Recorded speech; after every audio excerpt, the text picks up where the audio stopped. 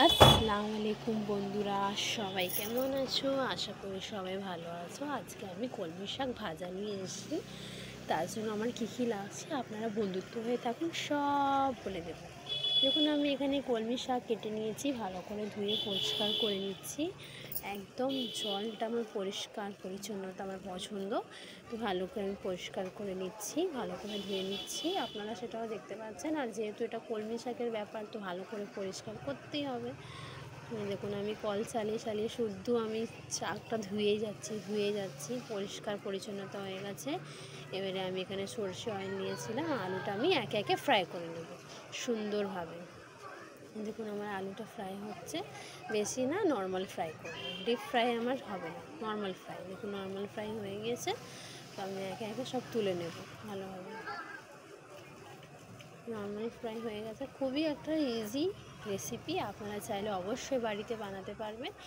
আর আমার চ্যানেলে যারা নতুন আছে তারা অবশ্যই সাবস্ক্রাইব করে দেবেন, আমিও তাদের পাশে অবশ্যই থাকবো, সব সময় থাকবো।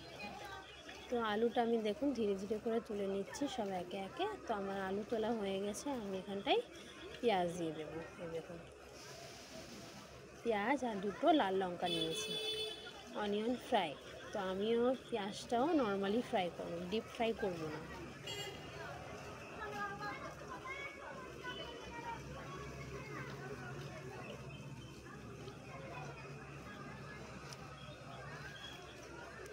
খুবই ইজি রেসিপি, আপনারা চাইলে ভালোভাবেই বানাতে পারেন।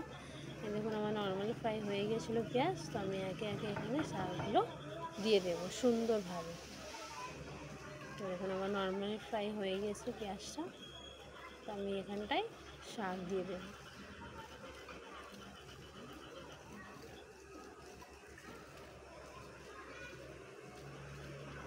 তো শাক তো আমি কেটে কাটে ধুয়ে পরিষ্কার করে নিয়েছি, সেই শাকটা আমি একে একে দিয়ে দেবো। খুবই ইজি রেসিপি, মাত্র 20 মিনিটসে শাক রেডি।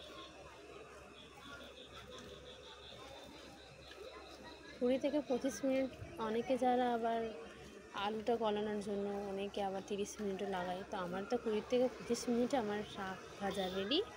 খুবই ইজি একটা রেসিপি, দেখুন খুব সুন্দর একদম। একে একে সব দিয়ে দিচ্ছি। শাকটা দিয়ে 5 মিনিট ঢেকে রাখবো শাকটা গলানোর জন্য।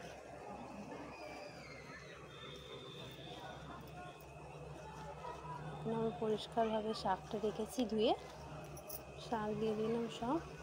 আর আমি শাকের সাথে সাথে নুনটাও দিয়ে দেবো একে একে। আপনারা আপনাদের পরিমাণ মতো নুনটা দেবেন।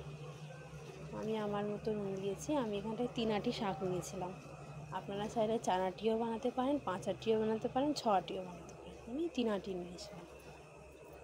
যেহেতু শাকে বেশি দাম নেই, এক আঁটি শাক 5 টাকা, খুবই একদম কম দামে সব কিছু বিক্রি হচ্ছে এখন এই বৃষ্টির কারণে। কিন্তু আগাগোড়াই শাকের দামটা কিন্তু 5 টাকাই ছিল, আর এখনও 5 টাকা। আর খেতেও দারুণ লাগে, দুর্দান্ত। ভালো রান্না হলেই তো ভালোই লাগে খেতে। এই দেখুন, আমার 5 মিনিটের শাকটা গলে গিয়েছে, তো আমি এখানটা একে একে আলুগুলো সব দিয়ে দেবো।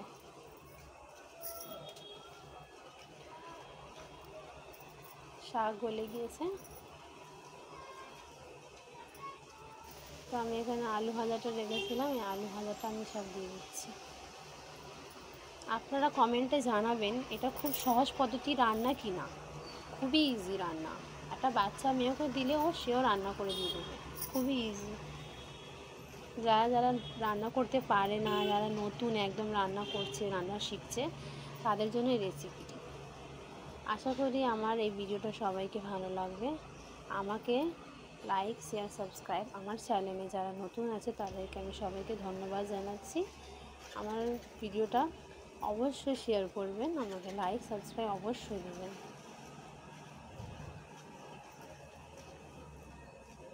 রুটির সাথে, ভাতের সাথে খেতে খুবই দুর্দান্ত একটা রেসিপি।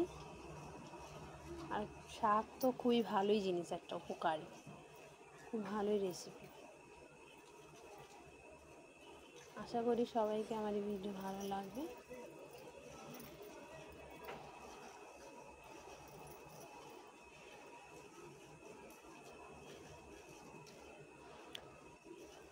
আজকের জন্য এইটুকুনি ভিডিও এলো। পরের নেক্সট ভিডিও আমি আবার নিয়ে আসছি তোমাদের জন্য। তার জন্য এতক্ষণ